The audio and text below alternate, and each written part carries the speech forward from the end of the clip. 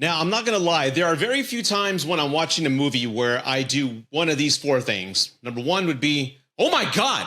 2, 3, and 4. What the fuck? And this film had me do all four.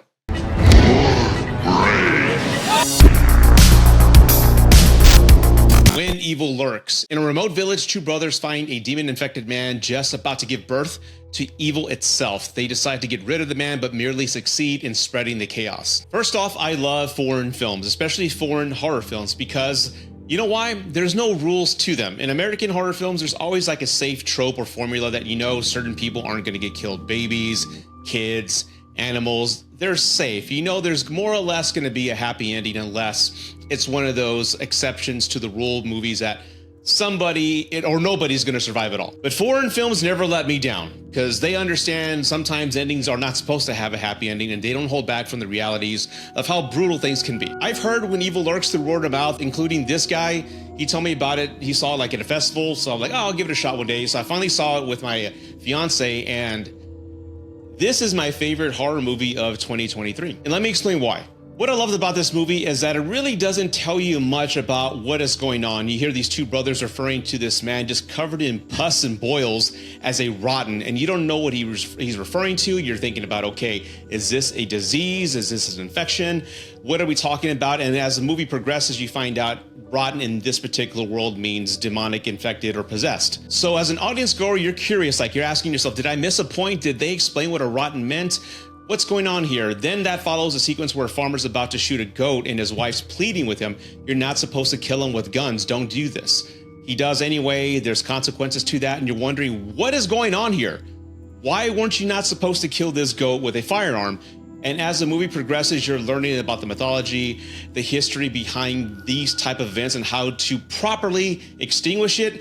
And you're learning along with the protagonist in the film, who is an incredibly flawed character. Every decision he makes in this film comes with a disastrous consequence. And as you learn more about him, you find out that he had a family, he abandoned his wife and children, he did his own thing, he never paid child support. So his entire life, he's made horrible choices thinking he's making the right one.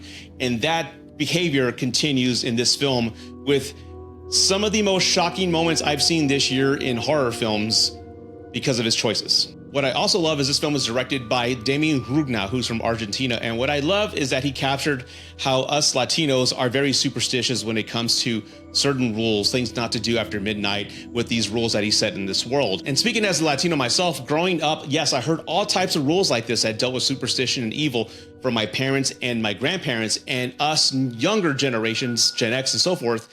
We aren't really taking those rules seriously. We dismiss it as fairy tales.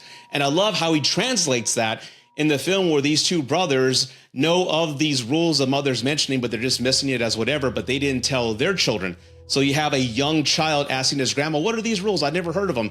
That really hit home culturally, if that makes any sense. What I especially love about this movie is the tone of it. It is bleak, it is dark, and each location they go to thinking the decision is the best one to go here, it ends disastrous with some of the most graphic kills, unexpected kills that I have seen in film.